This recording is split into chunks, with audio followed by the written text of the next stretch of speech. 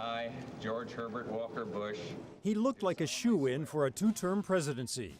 It would have capped one of the most impressive political resumes in American history.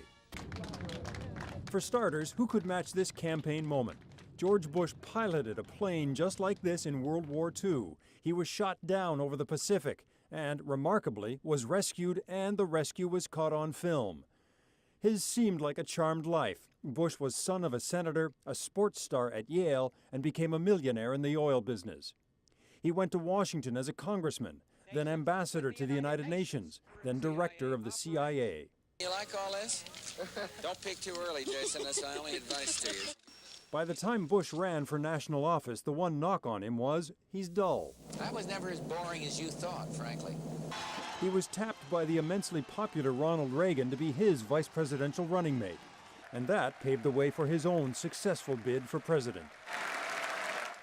He was very popular. This is crack cocaine. Waging a war on drugs at home, helping end the Cold War abroad, and leading a successful war against Iraq.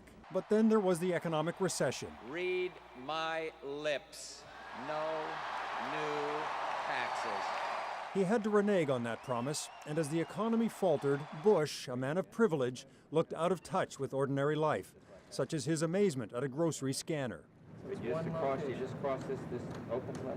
Mm-hmm. You know, in the past, when I've spoken to you from this office here, the news has always been good, not bad, good. As the economy turned bad, the American public turned on Bush.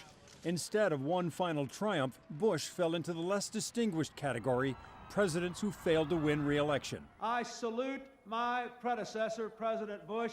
The man who always seemed to land on his feet was knocked flat. Terrible feeling, awful feeling. And I really wanted to win and worked hard and worked my heart out. And it was terrible to adjust. Yet Bush's presidential legacy, it turned out, was not complete. So help me God. Just 8 years after Bush left the White House, his son walked in. As I recall, the conversation went something like this. Welcome, Mr. President. It's good to see you, Mr. President. Bush's oldest son went on to win 2 presidential terms, one better than his dad. His other son, Jeb, a successful governor, could not pull off a Bush triple play for president. But it was a remarkable run for the family patriarch.